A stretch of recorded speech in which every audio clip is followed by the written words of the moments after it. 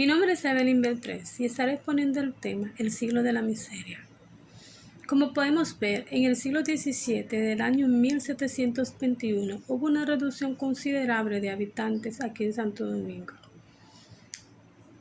¿Por qué?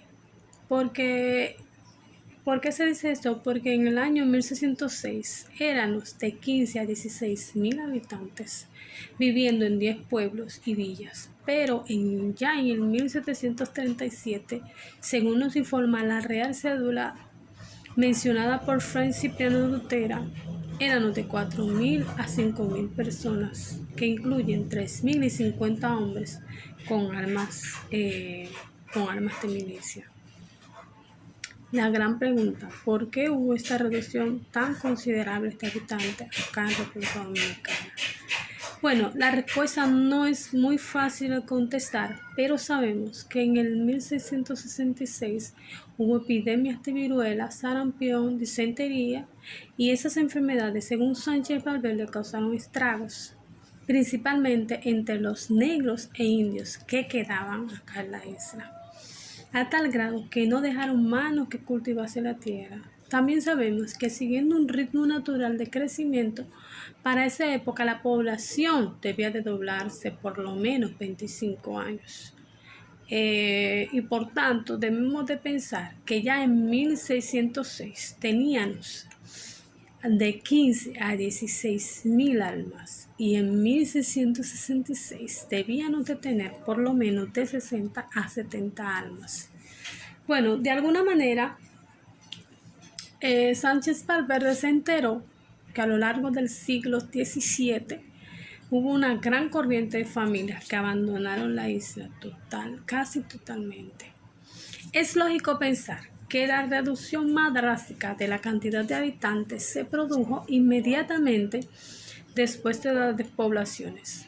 Pues si la población quedó reducida, de igual proporción tenía que reducirse también la producción, sobre todo en artículos de exportación.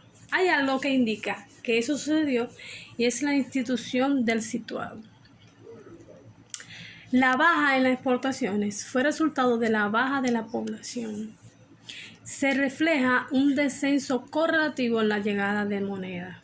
Esa situación se presentó en el situado y fue una medida dirigida a ponerle remedio. Bueno, salta a la vista que el empobrecimiento se acentuó tan rápidamente a partir de las despoblaciones, que ya para el 1608 el país no podía pagar los sueldos de la Real Audiencia y la disminución de habitantes alcanzó un ritmo tan veloz para el 1614 que una guarnición de 200 hombres era suficiente para la defensa de toda la isla. Santo Domingo entró de las despoblaciones en un estado de miseria general durante todo el siglo XVI y parte del siglo XVII. Sánchez Valverde describe este estado con pocas palabras. Dice que los derechos reales se redujeron a nada, porque ni había ramos de comercio de que cobrarlos, ni personas que se hallasen en estado de pagar la contribución. Hay que repetir eso para comprender en toda su dimensión lo que estaba pasando. No había manera de cobrar impuestos, porque en el país no se hallaba quien pudiera pagarlo, ni comercio ni personas. Como veremos, era natural que sucediera así, puesto que debíamos caído en un estado de economía de trueque, debido a que en la isla no había dinero. Lo que dice Sánchez Valverde está confirmado por la perturbación del situado, y el situado se explica únicamente si se acepta la miseria casi total del país en esa época. La miseria fue tanta y fue tanta la escasez de moneda que la mayoría de las fiestas en Santo Domingo era la llegada del situado, simplemente. A cuya entrada por las puertas de la ciudad, o sea, la capital, se repicaban todas las campanas y causaban universal regocijo y guitarra, explica Sánchez Valverde.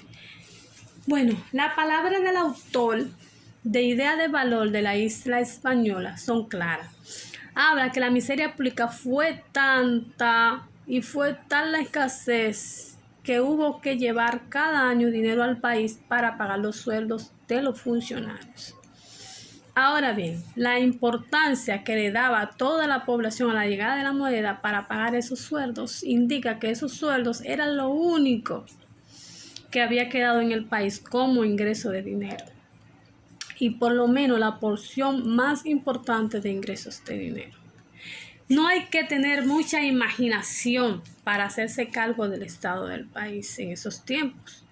Lo mismo en la capital que en el último campo. La falta de dinero mantendría paralizada la vida económica, dice Sánchez. Que no había comercio. Lo que había era trueque. O sea, la señora fulana cambiaría por botones los huevos que ponía su gallina en el patio. Y en los campos ni eso habría. Probablemente los campesinos vivirían al modo autártico, o sea, cada quien comiéndose lo que producía. O sea, que no había ni siquiera troque.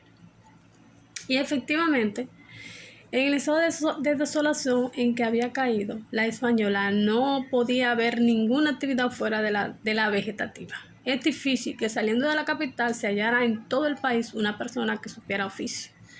No podía haber un médico que fuera de un lugar a otro curando a los enfermos. No podía haber quien pasara a construir un camino, ni siquiera un pequeño puente. Con tanta seguridad en el interior no había maestros que enseñaran a los niños a leer y ni a escribir. Y probablemente ningún padre quería enviar a sus hijos a una escuela. Santo Domingo era la imagen misma del atraso. Y en ese panorama general había una sola posibilidad de que la sociedad se conservara organizada. Una sola posibilidad. Por la fuerza de la inercia. La fuerza de la inercia. Esa funcionaba también en el orden sociológico. Y era que la gente siguiera reconociendo como autoridades sociales locales a los dueños de Atos, dado que esa era la única persona que tenía algo susceptible de conferir estabilidad, o lo que es lo mismo, tenían ganado que proporcionaban carne y leche, y por lo tanto no necesitaban recurrir a nadie para vivir ni para proteger a otros. Lo característico de ese estado de cosas debió ser la inamovilidad social.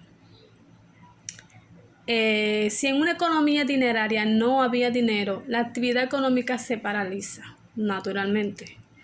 Bueno, y con ella la movilidad social. Así que el que era una persona importante siguió siendo una persona importante, aunque se hubiera arruinado. Y el que no lo era siguió siendo porque no podía cambiar la situación. Pero al mismo tiempo, al nivel general se reflejaría con ello, se suavizarían las relaciones entre los sectores sociales. Debió ser entonces cuando se formó lo que podría llamar la democracia racial en el trato.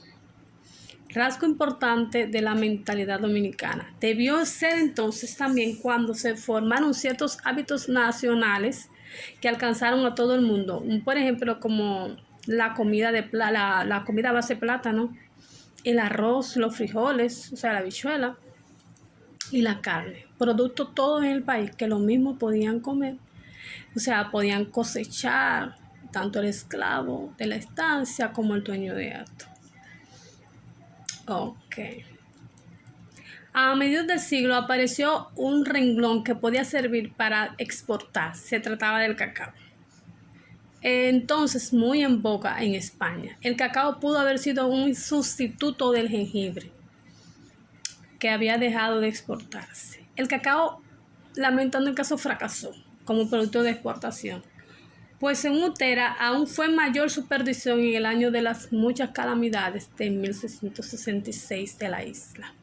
Pues hubieron tormentas, ciclón, destruyó casi todas las plantaciones y lo que quedó acabó por abatirlo un terremoto para el colmo, según esas palabras del gobernador Sachas Bazán, carta de 6 y 8 de mayo de 1771. Hace 3 años que no se coge fruto ninguno, decía él en su carta en aquella isla, por el terremoto y todo lo que había acontecido.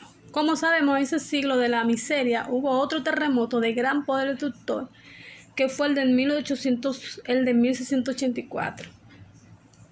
Fue el año verdaderamente funesto, que fue el de 1666, que además de la epidemia que acabó con negros e indios, se presentó con ciclones y terremotos. Según Valverde dice en su página, ese año quedó en la memoria de los habitantes de la isla marcado con el distintivo del año de los 6, una manera de llamarlo el año de la desgracia. Bueno, hasta aquí mi exposición. Espero haber sido explícita y bastante clara, y que pudieran haber entendido lo que fue el año de la miseria acá en Santo Domingo.